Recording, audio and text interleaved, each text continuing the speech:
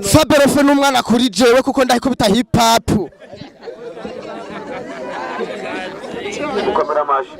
Sawa pro wa Kirundo Paradise turi ngaha mu Kirundo ariko se niho twavukiye abene gihugu bene mama bazi ko turi ngaha. Yesa ya Sanichi none se ko jewe nange ndumuhanzi umuraperi bene gihugu bose bakama bibaza yuko nazojya mu gwego go hejuru ariko nange nzobasha ndirimba ariko abandi bose bazibaza yuko tutazi kungene turondera tuwama kurondera tukabura na bene mama bene gihugu bakaducorera nayo kujya misi nukuvumiriye twese turi ngaha.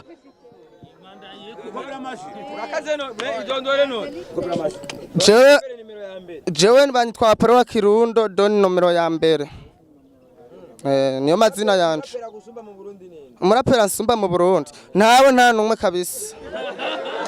Kuko jewe mvuga ibyonse. Mwongera amashi. Number 1. Happy face. Finde. Fabirofe jenda muzi.